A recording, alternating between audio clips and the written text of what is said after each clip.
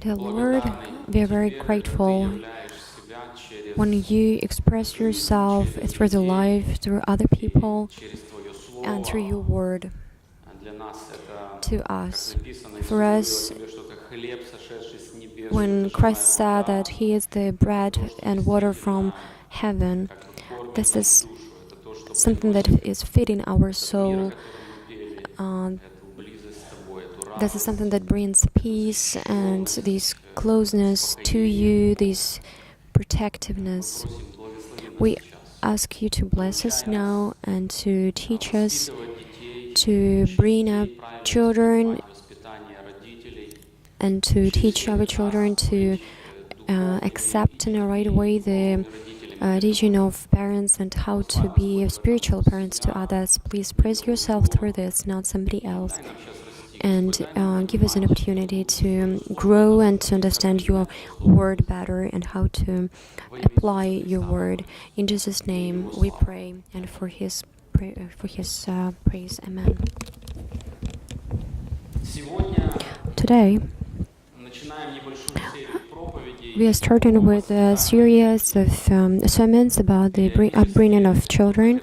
So periodically, from time to time, we have to come back to this topic because we have to grow in this sphere.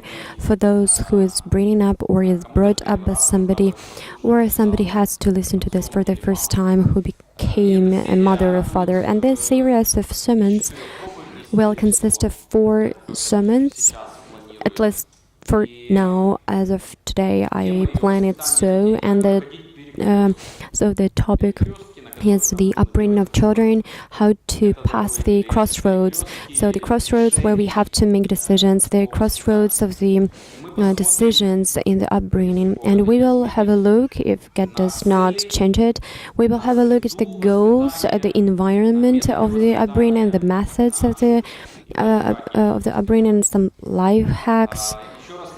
So one more time, I'd like to emphasize that it regards not only to parents, but to children as well. So children, you will be able to understand parents better, why they are doing this or that, whether they are doing this right or not.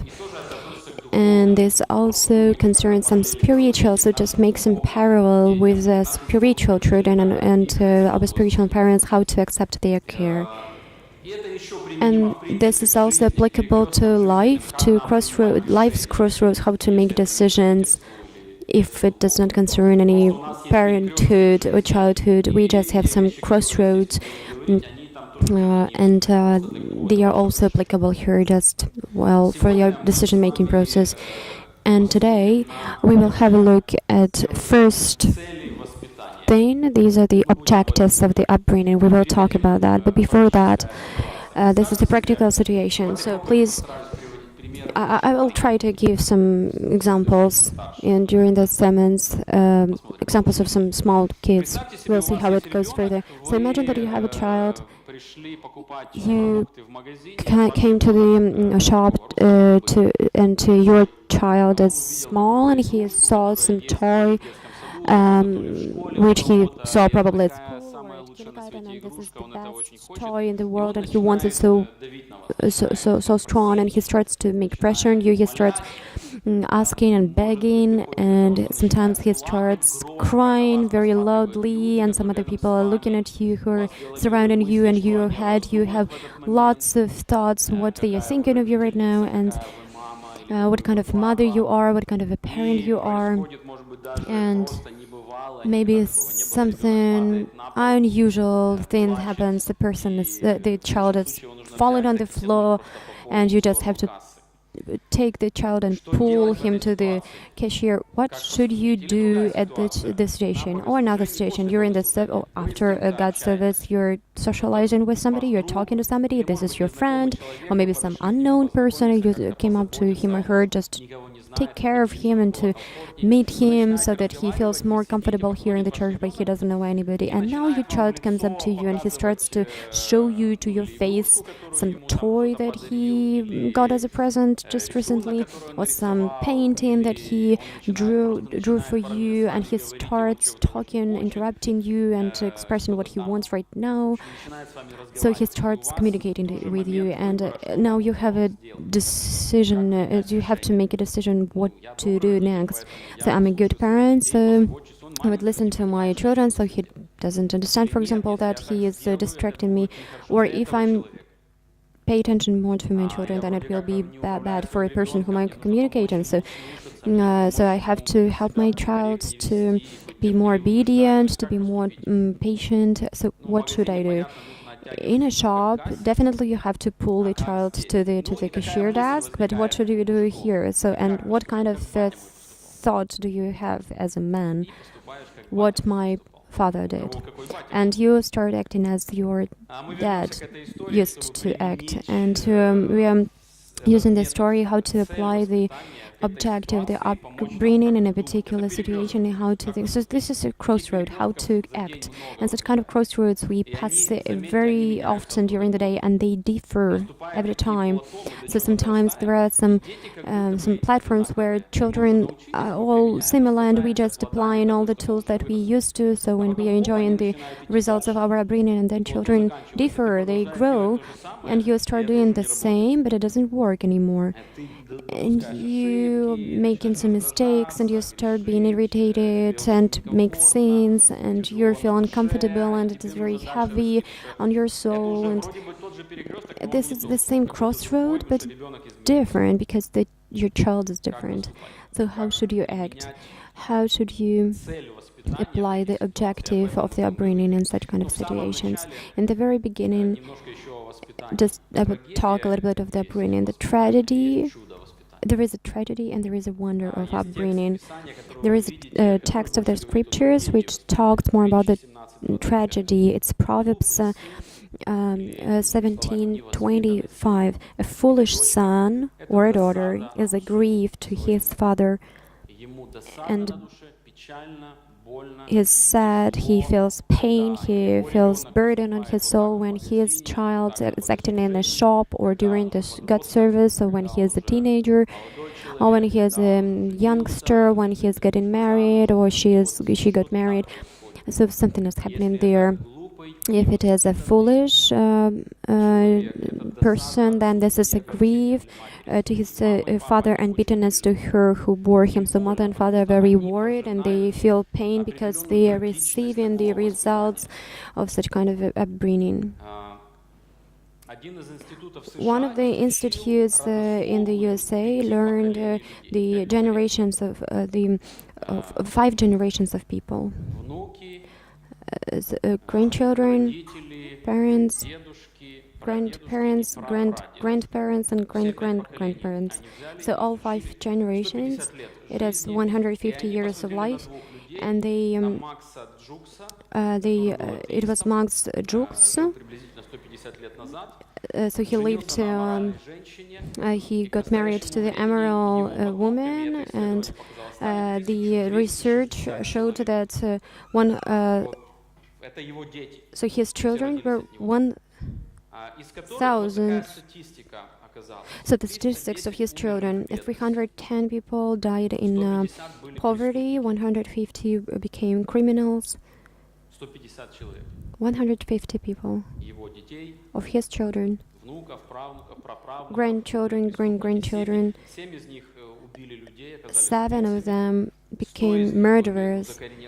100 of them were drunk men, and half of all the children, half of the women who were born in his generations, half of all his daughters and granddaughters became prostitutes. So the person who rejected God, who knew how to bring up children, who acted as his parents and held everything under control. So it happened. So, and another person who lived during the same time, it was Jonathan Edwards. He is a very famous preacher and a philosopher. He was the rector, the principal of one of the Princeton University, if I'm not mistaken. I visited his grave. So he married a very good Christian girl, and more than 1,000 children were his offsprings, and 13 of them became presidents of the colleges. 65 the professors at some educational establishments. 3 of his children became senators of the USA. 30 became judges. 150 lawyers. 60 of doctors, and 60 authors of some researchers. 1 vice president of the USA. 80% became officials, state officials, and 295 became governors. This is some unbelievable, incredible statistics. It's very hard to believe it. And when we look at the lives of these people, we see how differently their destinies of 5 generations were. And I hope that the upbringing does not program it to such a big extent. I hope that it's not programming and so influential. But anyway, the general influence and impact and blessing of God on absence of blessing of God we can observe here. In different families, different children grow up, and we some say that parents multiply themselves in their offsprings. So just think of it, you multiply yourself in your physical children and in your spiritual children. So you multiply everything good you have by God's grace, and you can multiply all bad things that you have in yourself. So this is incredible, what kind of influence parents have. This is just incredible. It's just strange to me. Sometimes it sounds so strange to me when I think what kind of place my parents have in my soul. This is strange. They are just people. They are the same people as others. They are not angels. They are not supernatural. They speak as other people. They act. They made some mistakes. They have advantages and disadvantages. Someone more, but they are like a part of my soul. And when my dad died 10 years ago, I didn't think that I would be so worried about that, but still I have some dreams, I have some memories, and etc.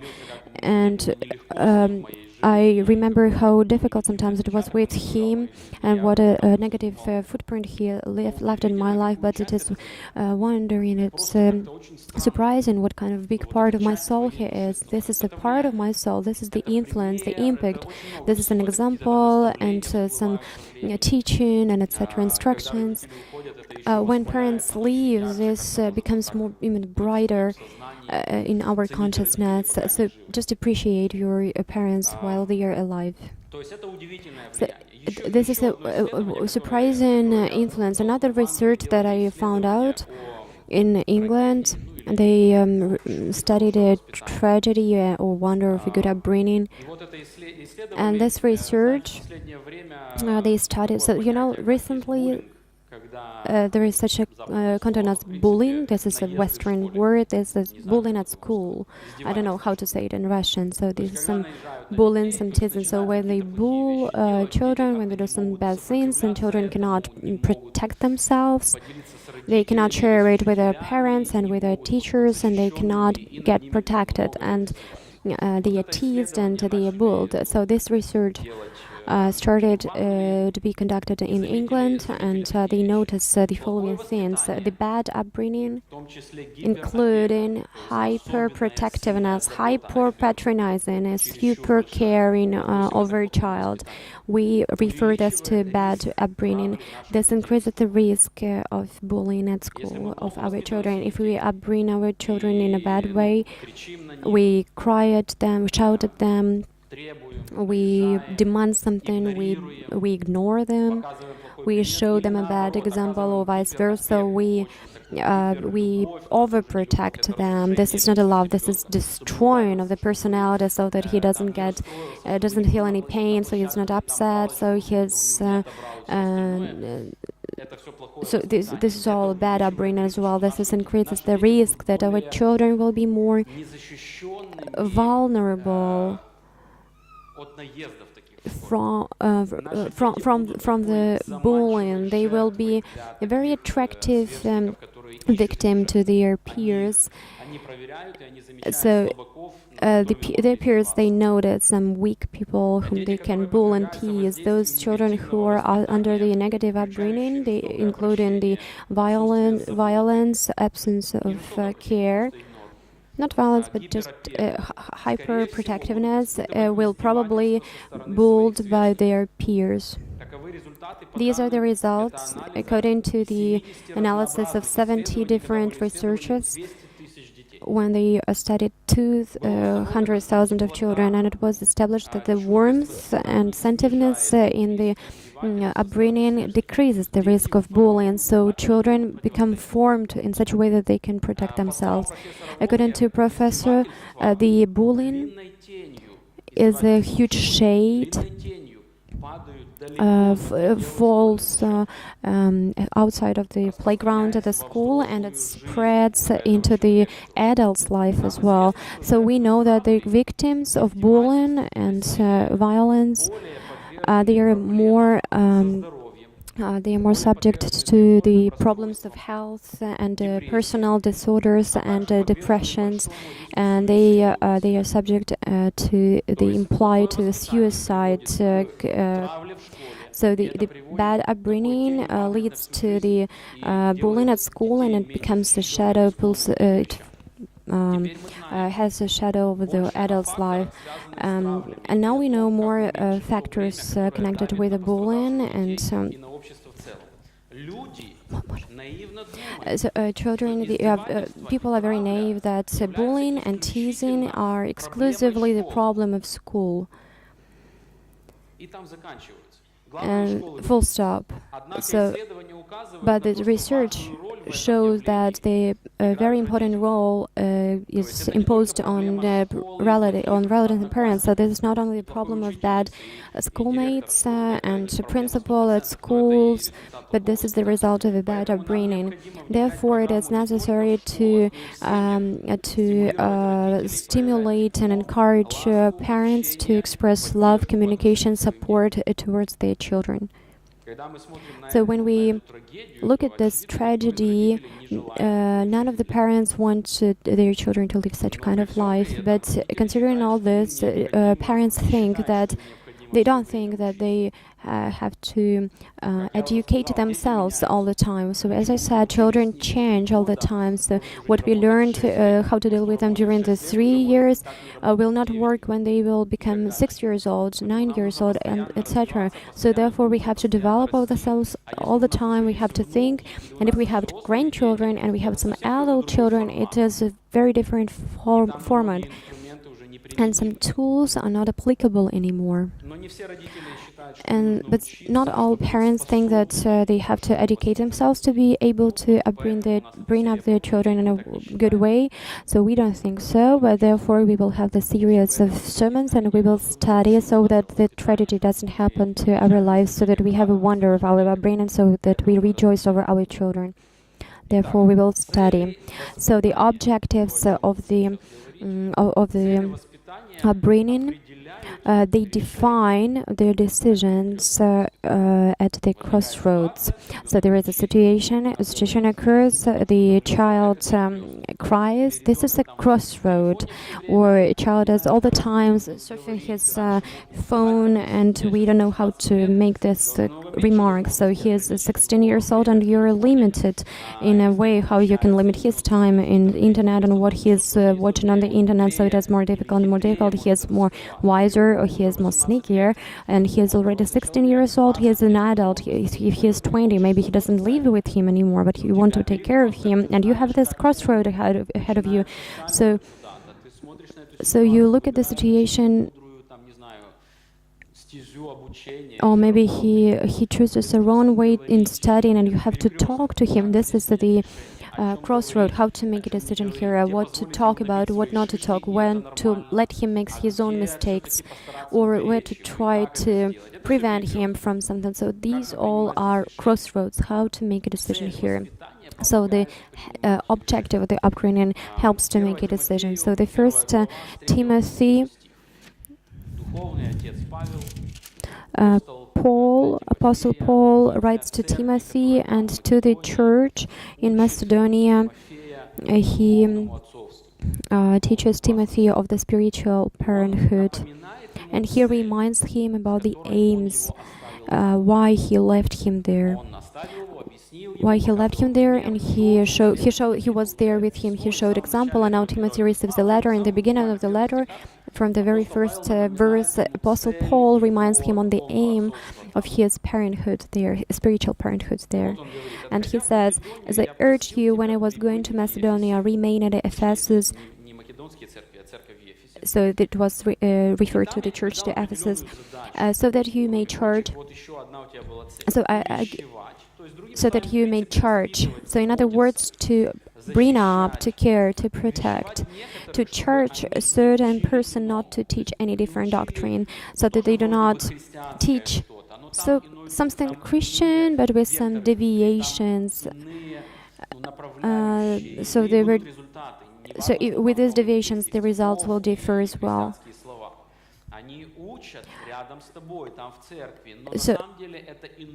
So they teach nearby you in the same church, but this is a different direction. So you have to go to those people, you have to charge them, you have to talk to them, you have to stop them from doing so, and it is preferably that you bring them back to the right way. Charge a person not to teach any different doctrine, not to devote themselves to myths, some Christian interesting, sophisticated stories, and endless genealogies, so that they do not dig into some details, so they become picky.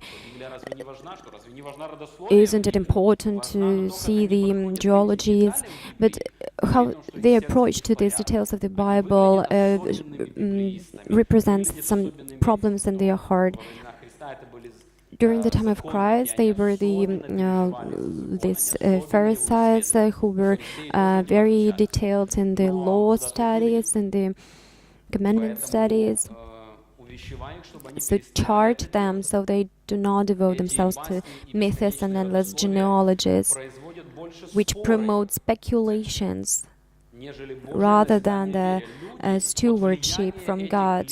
So under the influence of these leaders in the church, they start to argue a lot, and they lose their unity because of some details, instead of being growing and encouraging each other. People become more critical, they become more referring themselves to different camps or scholars.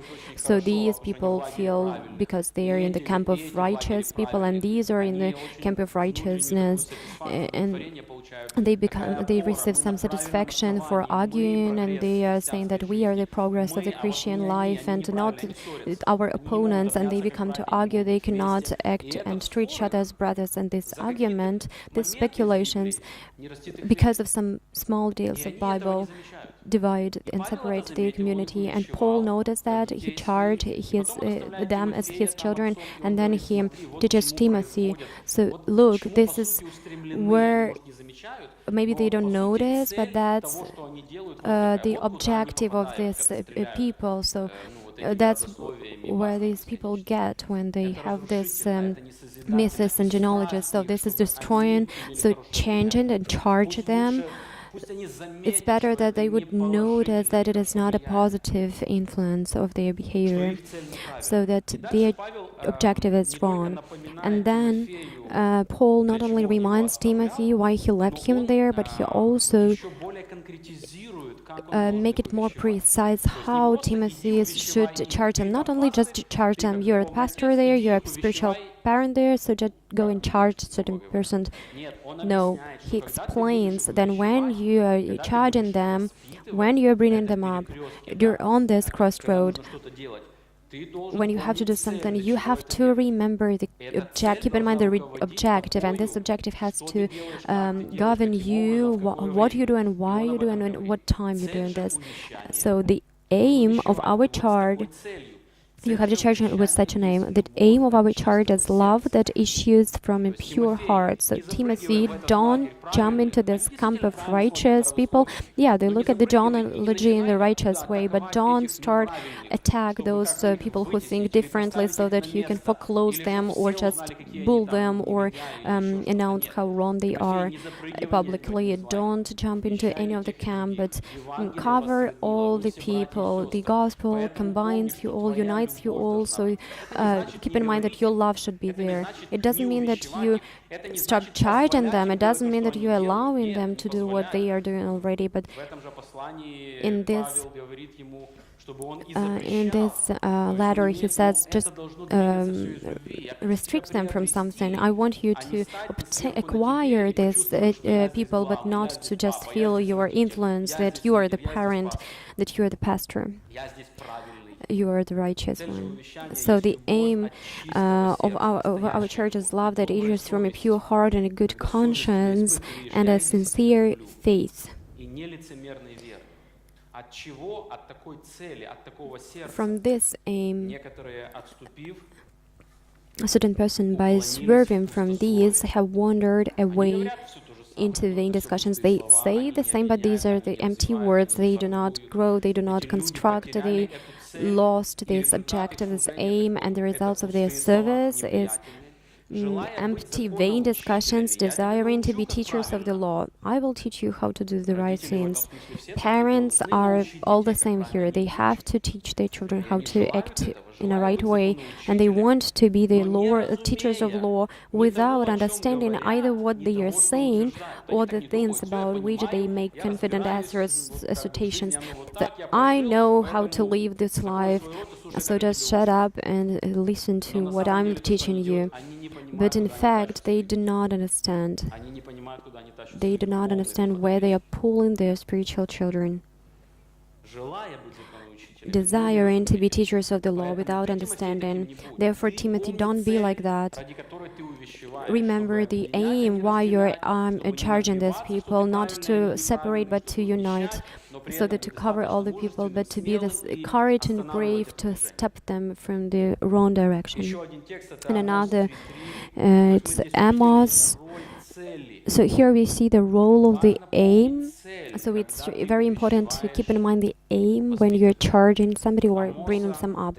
Amos 3:3 is written, "Do two walk together unless they have agreed to meet." So this is a figurative meaning, application. When we want to bring somebody else, we have to make an agreement with us upbringing, how to walk together, because we will go to bring up, but the biblical upbringing will stay behind.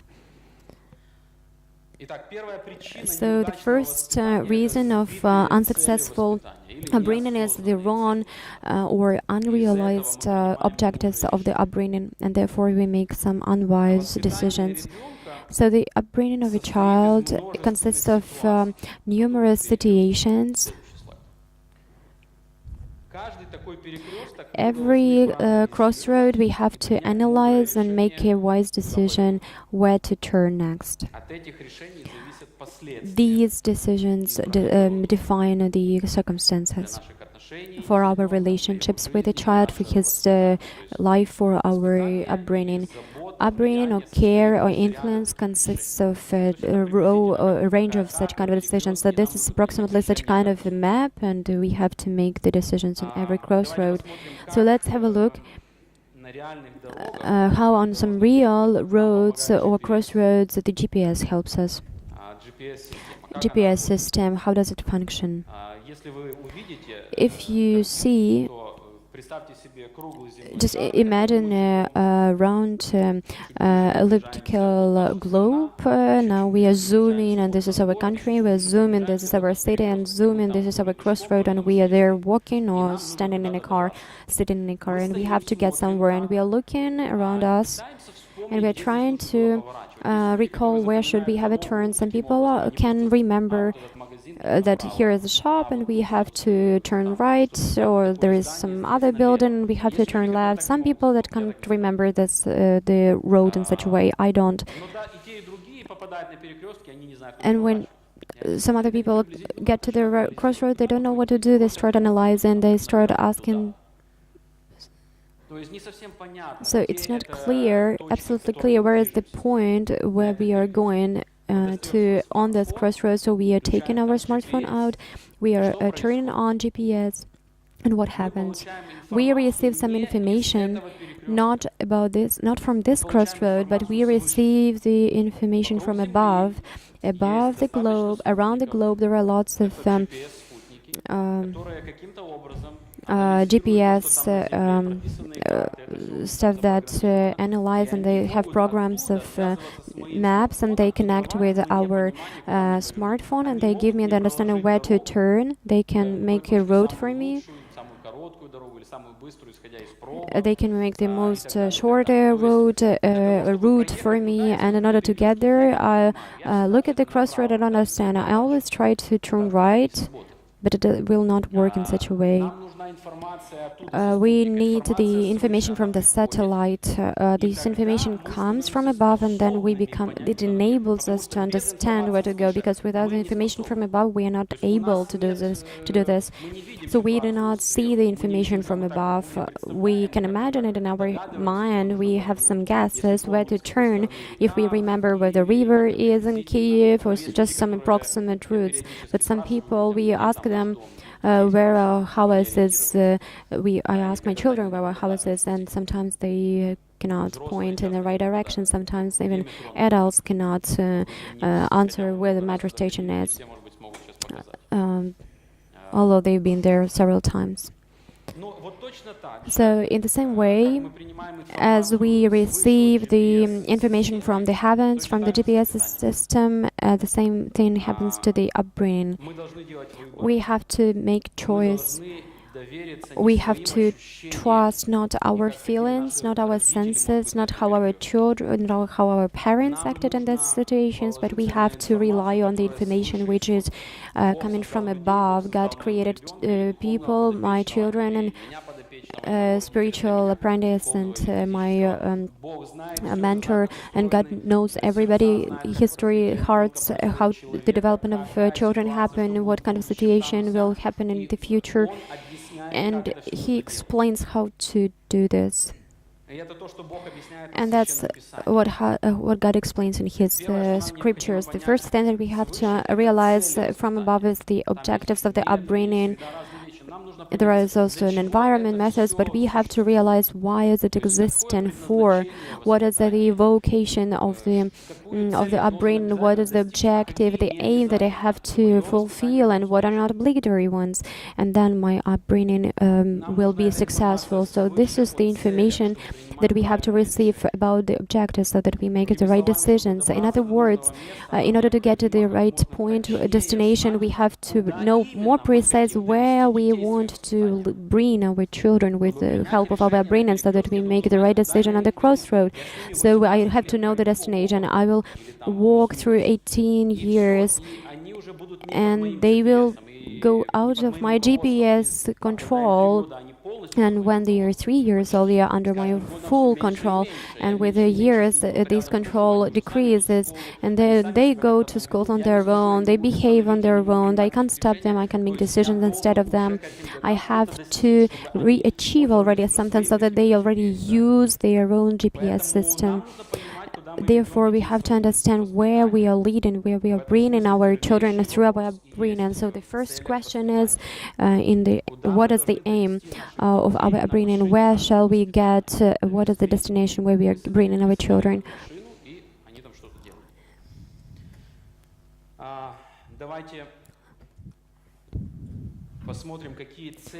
Let's have a look at the goals that people set for themselves.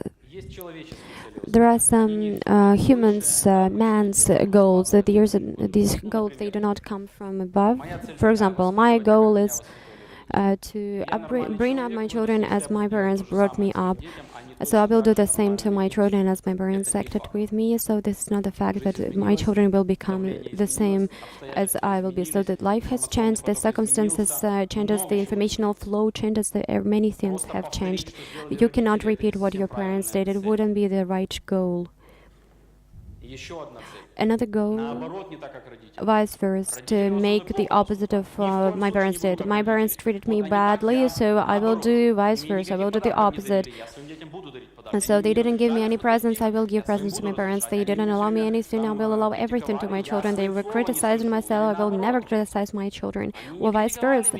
They never criticize me, I will load my burden my children with criticism. So the main point is to make opposite things of my parents did. Another goal is the main point in the upbringing is to bring up the culture and to give the education.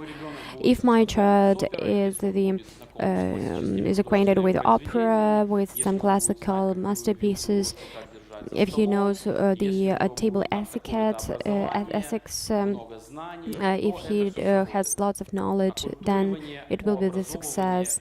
So to make it my child culturally educated.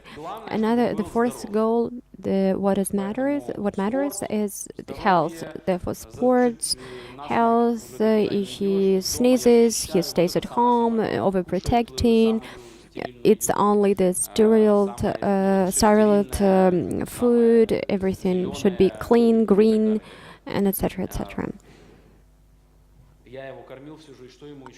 I have fed him for the whole life. What else does he need? The fifth goal, what matters is the welfare, so what he earns. Therefore, you have to contribute into English lessons, into some other languages. You have to develop some skills. If he studies, don't distract him. If he earns a lot, then his life will be successful, and he will live the whole life as our parents. So, you will not suffer as we suffered. The sixth goal is the protection from problems. Hyper love. So the main thing that he doesn't injure himself, so that he doesn't go through any difficulties. There are some moms in schools that everybody is afraid of them. All children and teachers don't touch this child. But he was the first. Don't communicate with him. Just don't even sit near this child. Why? Because something happening, even something usual, something ordinary. But his parents are inadequate, and they come and they blow the minds of everybody. And this just ignore this child, because this child is a troublemaker. Because he has a mom who is overprotecting and who thinks that everybody around this child is monsters, and she thinks that she has to overprotect him. The seventh goal, feed, educate, and everything will be fine. So he will be just growing up nearby. Another goal, but this is not an objective particular, but this is the aim of the upbringing on a particular crossroad. So this is my comfort. So for example, my child is here, I am communicating with another person. A child is interrupting me, he's shaming me. Therefore, I have to make everything in such a way so that this child doesn't have any courage to come up, to interrupt me, and to shame me. It doesn't matter that someone would see that I looked at him and this look burned my child. And I always very strict and stern with my child. It doesn't matter that I will tell the child after no one sees us. It doesn't matter, because at the particular moment you can't distract me and bother me, because I don't feel comfortable. So you take my comfort away, not only physically but morally as well. So there is another objective that who says, one more time you fall on floors in the shop, your butt will be blue with bruises. So I'm so proud that my child is so obedient. He never interrupts me when I talk. those parents cannot control their children. But the objective, what I made a decision to punish or not to punish or to talk in this or that way to my children was defined by my urge to have a good comfort. Those children who understand me, what I'm talking about, sometimes your acceptance of the care of your parents about you is dictated by your fight for the comfort. Therefore, you say, I already done this, it's not because of this or some other excuses, just because it's not comfortable for you, because your parents are instructing you on something. So if these are the goals, then they will define our choice. For example, a child fell down on a floor on a shop and is begging for demanding some toy. If my objective is my comfort, I have to shut him up. I have to stand him up so that he let him cry, but silently, so that other people don't pay attention to that. How to achieve it? Either look at him sternly, if he understands this glance, or just to buy a toy. And he buys this toy and he goes silently and happily, but he understands. Maybe he is only 2 years old.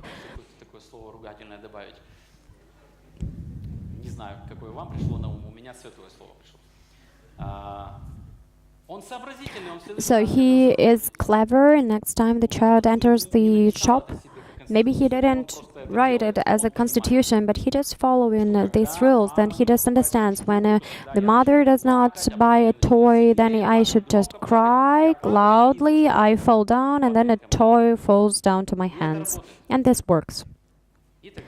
And then I have to feed up this child all the time so that he doesn't take away your comfort from you. So my comfort is my objective. Therefore, I buy presents. I am very generous. This is very good for developing for my child. No, this is not the objective. This is the objective. The real aim is that you are not ashamed. And if you don't have money, and then I have another variant, I will give you. Listen, do you remember that in another shop you had a different toy?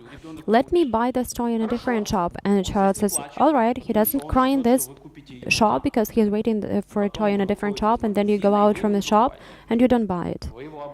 You deceived him, and he learns that you don't trust your mother or father because you tried to manipulate because of yourself, for your own sake, or you will go to another shop and buy. But what happens in the heart of your child? First of all, in the heart of the parent, it establishes that you can use your child for your comfort. On the other, you can bring up the rebellion, manipulating. You can cause your child to treat yourself in such a way. In the future, you teach your child to achieve his goals by any means. His heart learns how to become greedy and have losses, and I'm happy when I receive it, and I'm absolutely unhappy. There is no life if I'm not getting what I want. All this happens in this moment. So situation by situation, then your child brings up as a drug addict, for example, because he can't control his urges, and he wants to get what he wants at this moment. What else can we do?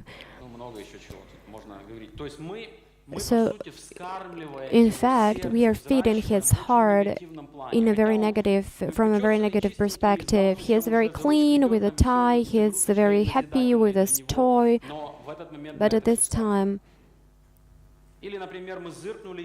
we have negative influence. Or, for example, when we had gave him a glance, and he just got scared and shut up and stopped crying. But we are building a big wall between us. We are talking about small children today. A small child can't explain it to us. He needs us very much. He wants to be with us. His world is mother and father and then some other people, but this is his world. Just deprive me of mother, and you will deprive me of the security. You will deprive us with an. This is a huge urge, and although we cause some pain with our criticism, sternness, shouting and yelling, still this child will overcome this all and will give us a hug, and we will have this illusion that everything is fine. But when the small child will grow up and God will form independence in himself, and then this need will fade, that the world is more than mother and father. There is God who is with me, and when he will be getting adult, when he will become a teenager, when he is 18 years old, he does not depend on parents anymore. And all these bricks that we threw with our sternness towards our child will build the wall and will make our child put in a distance from us. And when he will have a need and his urge to hug us will be less, and he would think that you can love parents without hugging. You don't have to act the same way as in a childhood. And all these bricks will fall on him from this wall. But when this child is small, we have this illusion that everything is fine. We looked at him, he stopped disrupting us, but what kind of objective did we achieve? Our comfort, but we bring him up in a negative perspective. There are some other objectives, some people's objectives that we can talk eternally, but let's have a look at 5 godly objectives that have to form our upbringing and our acceptance, understanding of the perception of upbringing. So first of all, the objectives of the upbringing have to derive from the essence of the upbringing. So we have to stop and understand what is the essence of upbringing. So God, with the help of the upbringing, have to bring us to the aim. How can we describe it? It is very abstract. It's not a brick wall. We have to just build a 1,000 brick wall. This is a difficult, a complex thing. What is the essence? Was it the essence of the upbringing? And then the aim will derive from it.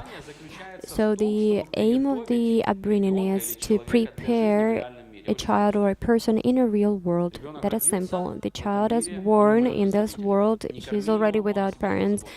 And we have to feed him, care him, bring him up, and teach him how to live in a right way in this real world, how to react to pressure, to temptations, internal, external ones, so that he can deal with this world. And from the biblical perspective, can be successful. If we take spiritual children as well, they can be 60 years old, but they are newly born in God. How to live according to God's rules, how to fulfill these difficult commandments, how to pray, where can I serve. I can't carry some equipment anymore. It's difficult how to fight with the temptations, how to reunite with the children and grandparents and grandchildren. I don't understand, and so we have to take care of this person, about the spiritual newborn baby, so that he or she grows up spiritually, so that he understands how to live spiritually, and would rebuild of his material life as well, which would be consistent with biblical principles. So we have to get prepared him for the real life. Therefore, what our world appears and is, we have to define what we have to prepare our child for. So if our world is the lake, a sunshine, a huge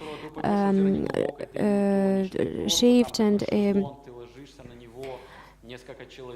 there are several people. If you're a man, here's a wife, here are children who are you're just watching TV and flowing through your life. So I would teach my child then, if this life would be so, to find a wife, and they will provide them with a wonderful adult life. So there are no risks, no dangers. So if life is like climbing Himalayas, where oxygen or the absence of oxygen can take the consciousness from you, then you have to calculate your efforts to plane this climbing and so to come back and not to stay there as many people did. Then the equipment will be different, because a person who was getting prepared for a lake and the life, in fact, are Himalayas, and there is sunshine, but there are also some risks and dangers. But then with his Coke glass and sunscreen cream, will be not ready for the real life, because we prepared him for some fairy tale life, but he will live in a real life. And therefore, this is the essence of upbringing, because it defines the goals. So 5 things about the life we live in. First of all, this world is not God's world. This is not residents. This is not people's world. This is not Ukrainian world. This is not the world of all nations. This world is God's world. Let's open Revelation in the very beginning. In the very end of the Bible, it is written. It is written that the 24 elders fall down before him who is seated on the throne and worship him who lives forever and ever. They cast their crowns before the throne, saying, "Worthy are you, our Lord and God, to receive glory and honor and power, for you created all things, and by your will they existed and were created." So you are the creator, you are almighty, so everything goes following your rules. Everything exists according to you. So in this world there is God. You have to teach your if you teach your child that the world exists without God, it means to deceive your child and to bring cause a huge problem to him. So this world is God's world. Therefore, our goal has to be the reconciliation of our child with God. So he serves to God. So he learns how to find happiness in God, because God is the source of happiness. How to apply this? Yeah, this goal is very high, and so the child is handed with some painting in front of my face. So how can I apply this goal to this practical situation? So I already reacted to this, and then I think, well, in this situation, what should I teach my child? He is not the focus of the whole universe. I'm not the focus of the whole universe. God is the focus of the whole universe. So I can teach my child that he is not the focus of the universe. He can't do everything that he wants right now. So he wants it and he does it right now. No. The world will not be built in such a way that everybody will worship him. Maybe in our life, in our family, we can praise our child, but outside of our family, this world explains it very quickly that you're not the main thing in this world, because from another family, another child comes and says that I am the focus. And when 2 focuses from different families and armies of the parents who are ready to fight for their focuses of the universe, and then this battle happens and all other circumstances. From one side, on one hand, applying this, I would say, wait a second, I'm working, you don't have to disrupt me at once, you have to put your hand on my shoulder and wait until I have a moment to listen to you. I will finalize my conversation with this person. I will pay for the purchases, for example, and then I will turn to you and I will listen to you and I will pay you attention. So child is learning that I'm not ruling this world, God is ruling this world. So my goal in this particular situation, when he is putting his painting to my face, I shouldn't treat him as my parents treated me. I always was running to my parents with this with a wallpaper where I drew a very nice house, and and then I was beaten by my parents because I disrupted them, and I was afraid of them. So if my objective is not to be like my parents, and I will treat my child like, okay, if you disrupt me, you can put a paper to my face, and that will be all right. I will pay attention to you. This is normal. I'm your parent. I love you. Everything is fine because I'm not like my parents. This is not the right objective. The child then brings up not only feeling of love, but like everybody is obliged to love him. He's not obliged to love somebody, but they obliged to love him, and he doesn't have an opportunity to learn how to love others. And therefore he's waiting. In other situation, we will say him, he has to feel my love. That's important. And in this situation, he disrupts and he says, I have to talk to my child. He talks to this child not because he praises, because I praise my child, because I have this urge my child to understand that I love him. So first, this world is God's world, therefore you have to have reconciliation with God. You have to learn to search for happiness in God. You have to teach your child, I didn't buy you this toy or present. You comforted your child, but you didn't buy this toy. You said,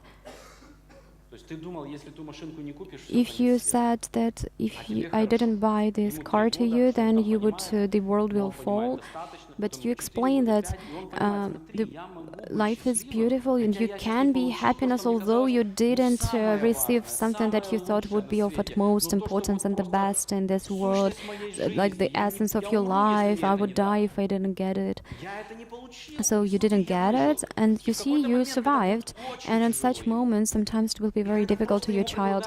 But someone offers, for example, to smoke and to feel such a drive and to forget about everything. This is the best and cool life. And he says, it is very difficult for me. I have lots of doubts. It's very difficult. I'm betrayed. I feel such a huge pain in my life, and it seems like no life will happen in future. But my parents, not only with help, with words, but practically helped me to understand that there is future without pain, because if now I feel some pain, then there will be exit, because God exists, because God is my help of happiness.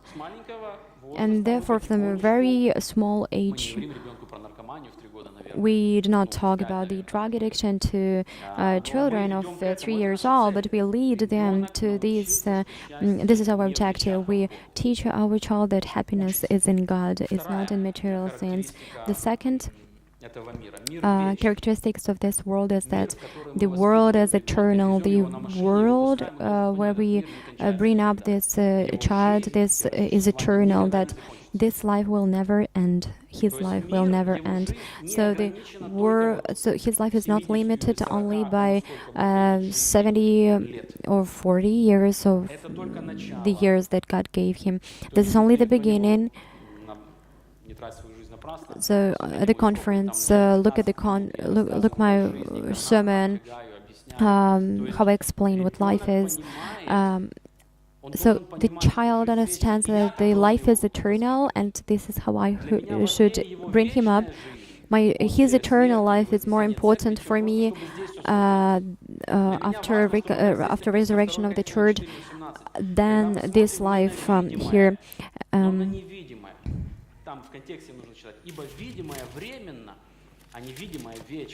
Second Corinthians 4:18.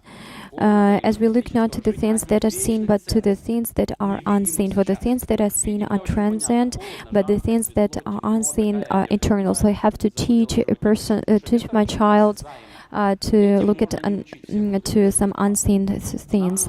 So we have to teach our child to see some unseen, so that he could live for those values. And we have to look at the life of our child. Let him be uneducated, poor, but the main thing is so that he comes to the eternity with Christ. And maybe he has to go through some difficulties in this earth. God, give me courage for a parent, so that I can so that I can go through the sufferings for this child, and so that I do not try to keep him from the sufferings and bring him to hell by this. Give me courage. And in this meaning, within this meaning, thinking about the child who comes back from school and something is happening at school, and you want to make a revenge, or he wants to make a revenge, and he did the revenge, and the mother of that child called and said that his nose was bitten, and you have a daughter who bitten another child, and you said, very well, you revenged, you protected yourself, you will earn lots of money and you will be successful because you can protect yourself. Or you will think what caused your child to behave so. You should understand that that personality is also eternal and that God created that person as well. Did you understand that God also, that person didn't treat you well, but you had to choose something more valuable than just to make revenge?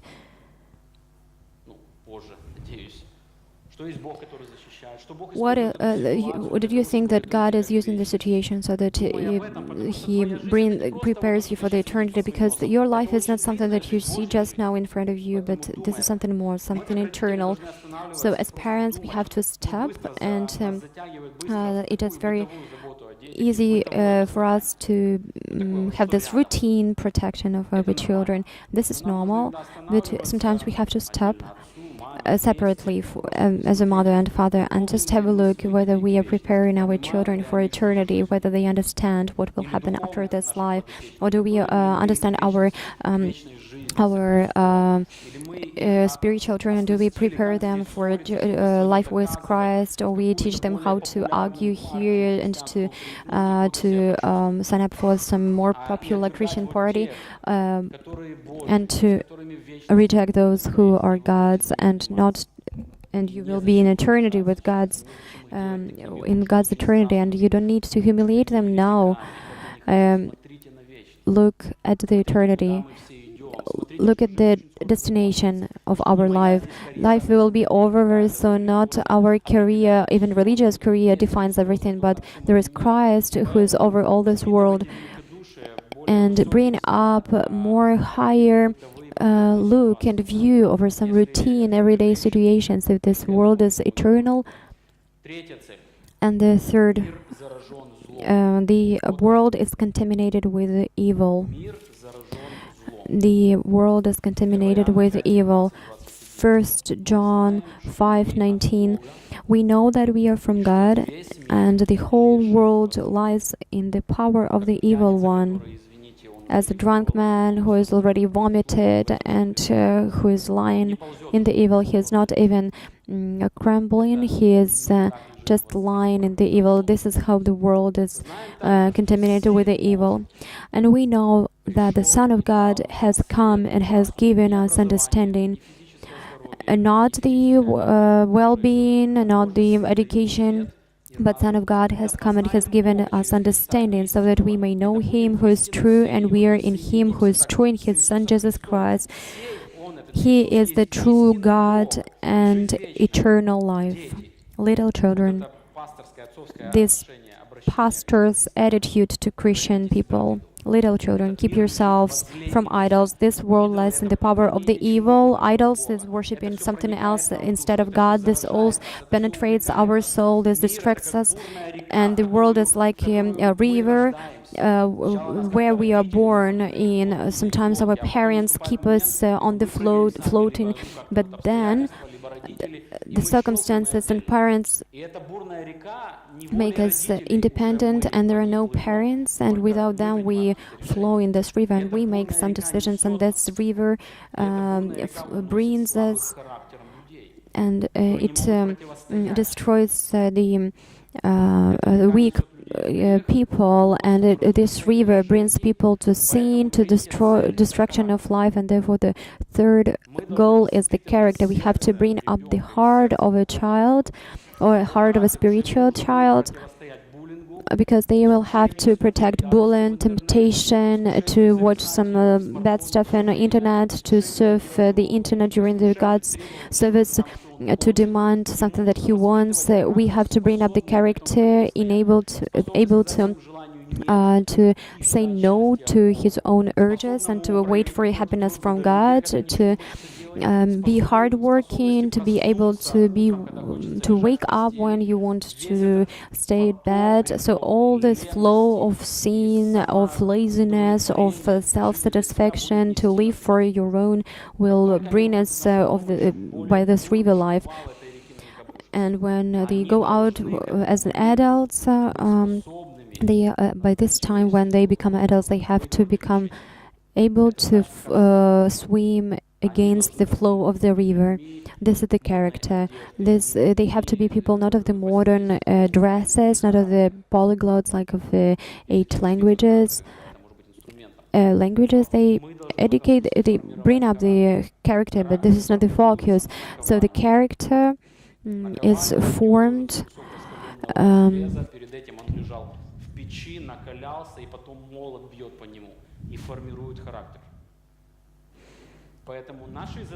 So our task must be forming of the character. For example, I can distract and talk to my child. There is some pause between me and my interlocutor, but I think that this is a perfect moment to bring up patience of this child. And I say, wait a moment. And you make a big pause, and then you turn to your child because you want that your child's character is formed. And this character expresses itself and is brought up in patience or in love. Maybe in the class, someone is not a very popular child, and his parents are not very popular. And maybe some other people start teasing him already.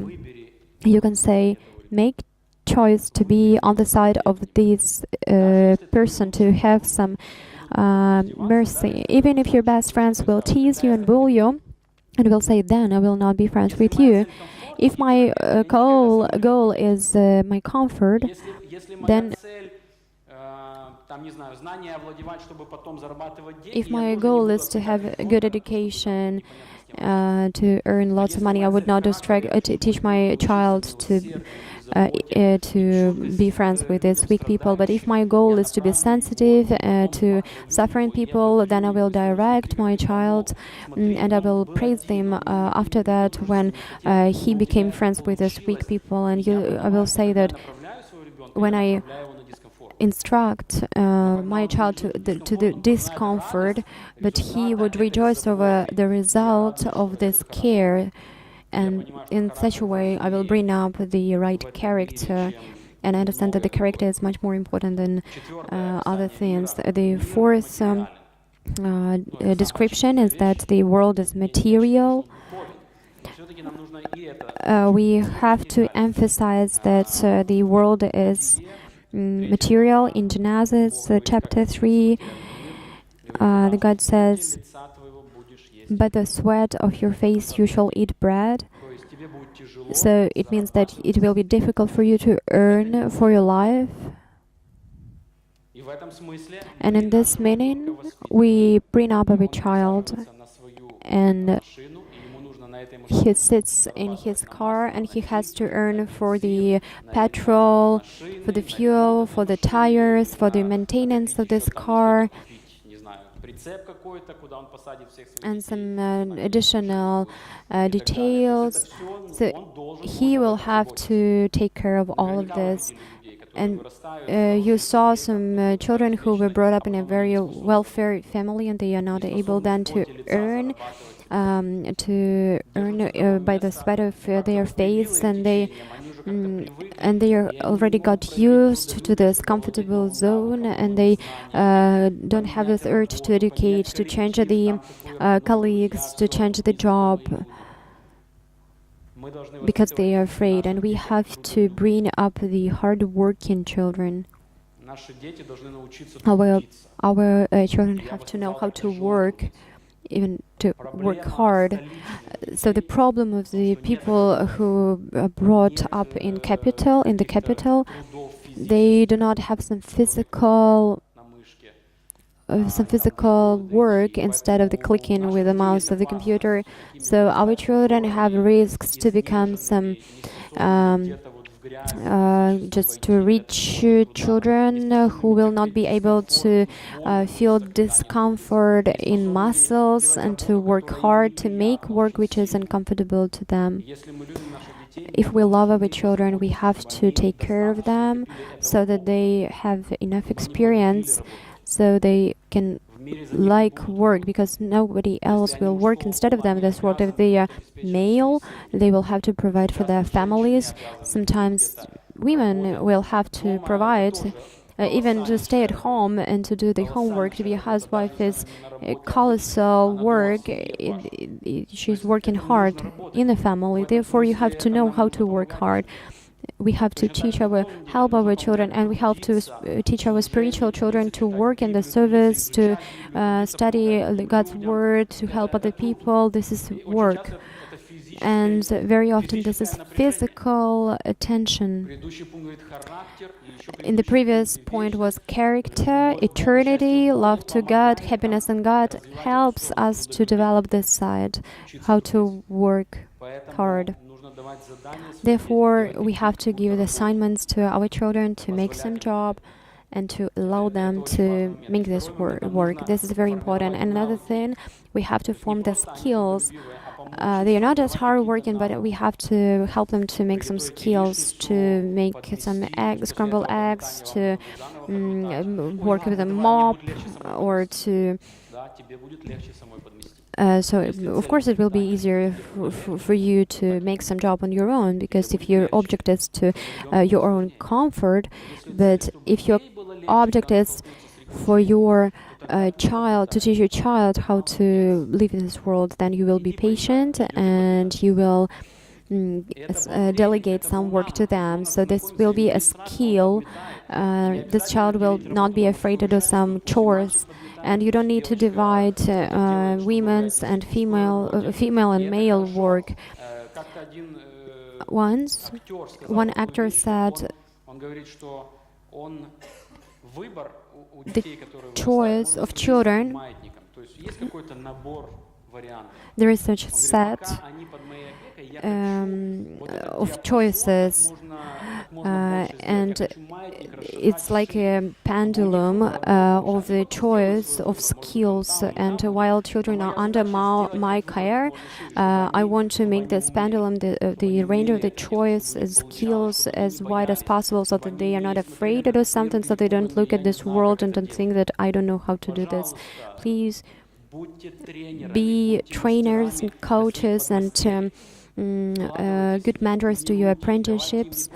Don't give only some oral instructions, but give them the practical work. If you don't know what to make, what kind of assignments to give them, just make them up. Sometimes there are some angels in some families. These children, they are not angels. Just go and ask their parents why their child does not cry here, does not misbehave here, why is he able to make such a hard work and smile at the same time, not to do it like this. But do these chores and then to be cheerful. How do these parents bring up it in a character of their child? Notice it, pay attention to this. For spiritual mentorship, and the last point, the world is social.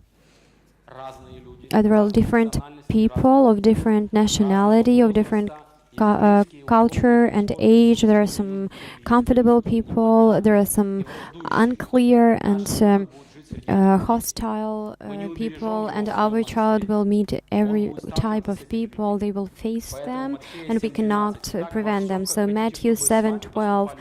So whatever you wish that others would do to you, do also to them, for this is the law and the prophets. We have to teach our children to interact with other people.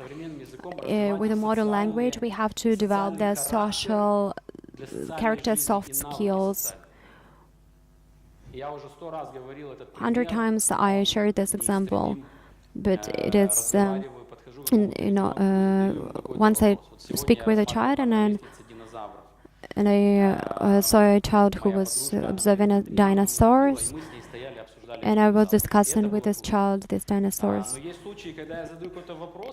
And sometimes I ask some question and mother starts answering instead of the child. They are ashamed that the child will be stuck with the answer, or maybe I don't know what they feel. They are ashamed that they're shy that the child would pronounce some words in a bad way.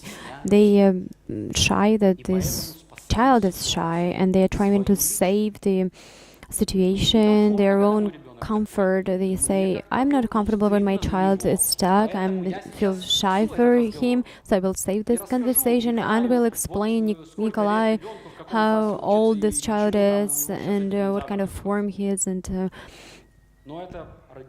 but this is the parent who saved himself. And I already said it's not important what your child is, in what form he is. I will ask it for 20 times. It is important just to talk to the child. It's important for me that the child can talk to an adult man, and some children are shy and I say, this is okay, we will meet each other one more time sometime later.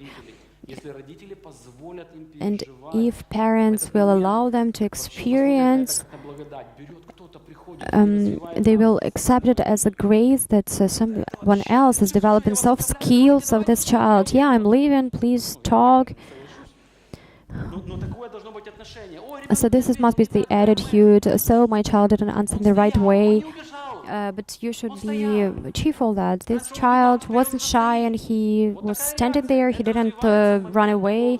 So this is the development of some interaction we have to teach our children.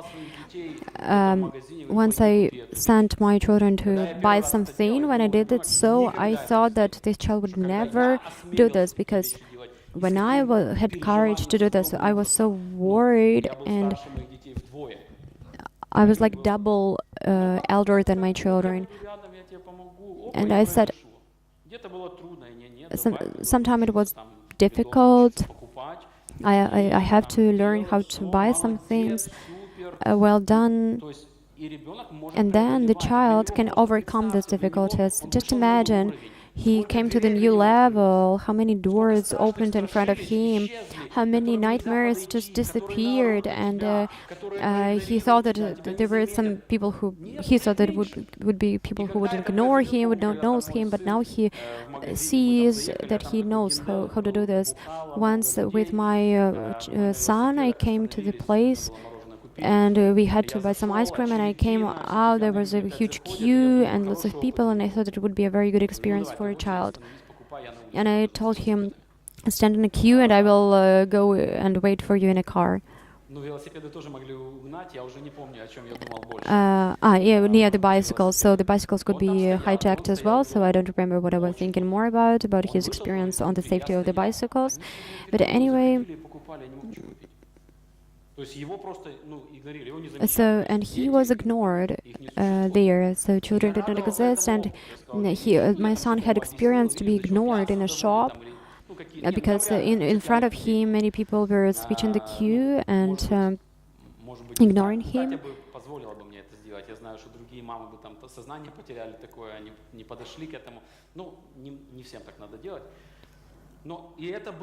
So it was the moment of development of the skill in such a crisis moment, not to go out and cry, not to be afraid. I was there for him, I didn't leave him. I was close, but it was a conscious development of the soft skill, and our children are born in the world where they have to interact with other people. If it is difficult for him to talk with other people, parents, this is your problem. If he has to be less shy, then your objective of the upbringing on the lots of crossroads is your comfort. Pay attention to that. No, I just don't understand. This is your comfort. Go and learn, educate, read books, ask questions, contribute to this so that your child becomes wise in this, so that he becomes able to be strong, and he will start studying in a different way. He will start asking questions to the teacher. He will be respectful to talk to teachers when other children would be shy. So these are 5 characteristics that describe this world, and out of it we can set such kind of goals. So the application, 4 applications. Please write it down or take a picture or to keep in mind. First, think how different goals define different decisions on the road process of upbringing. Just think of it, why you do this or that, why you behave like this. Just look at the circumstance, like on the consequences. Think of it. Look at some examples in some movies in your childhood. Just recall how you were treated in your childhood so that it becomes consciousness. What the objective of your upbringing and what are the results. The second thing, define for yourself and discuss it with the second parent what is and what is not the goal of your upbringing. It is very easy just to retell the sermon, but it's not what I mean. Just realize what is the goal of your, the aim of your upbringing. Is it the right Christian idea? This is the thing that you have to pray about, or you have to have advice with somebody, but just realize what kind of plans and values and objectives of the upbringing you have. And the second assignment is very important. What kind of objectives are not the objectives of your upbringing? For example, I don't have the objective to prepare my children so that they go easily to Europe or to the USA. I don't have such kind of goal. At that, I have a goal to teach English to them, because there is a lot of materials in English on the internet, and they will have a great range of sources of information. I don't have an objective so that my children become popular, famous sportmen. I don't have such kind of objective. I just don't have time for that. If you have time for that, in my format of life, I don't have time to bring them to different trainings. Therefore, we have sport at home. So just for their health and well-being, but sport is not an objective for me. Martin, as you're watching the translation, the online translation now, broadcasting now. So I signed up for some training on my own, and maybe Martin, you will become adult and you will save yourself and make such a decision to sign up for sports. Next, analyze your heart on the crossroads of upbringing so that you understand what kind of goal defines your decision in the upbringing. And the last thing, make a decision of the upbringing considering godly goals, but not people's goals. Reject people's goals and commit to God's goals. Make such kind of decisions, and in such a way you will learn the first tool of the upbringing, the right goals that should rule your heart. Let's pray.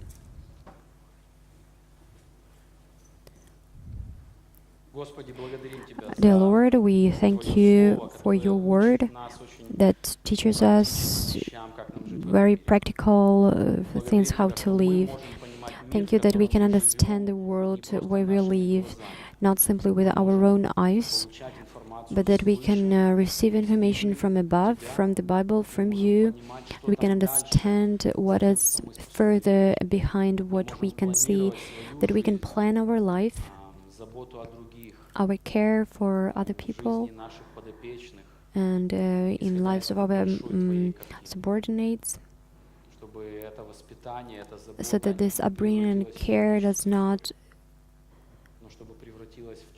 so it doesn't become a tragedy, but it becomes the wonder. Without you, Christ, we cannot apply these truths.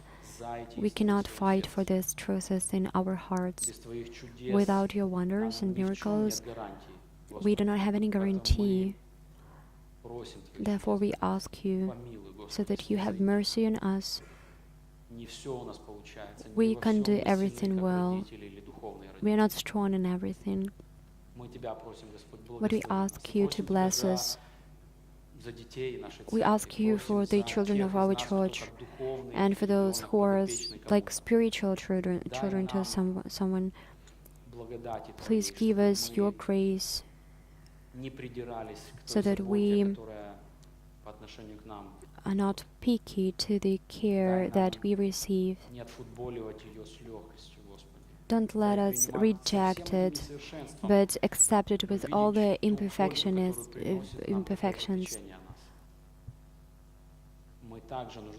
We also need your grace because we are unable to live without it. Please help us.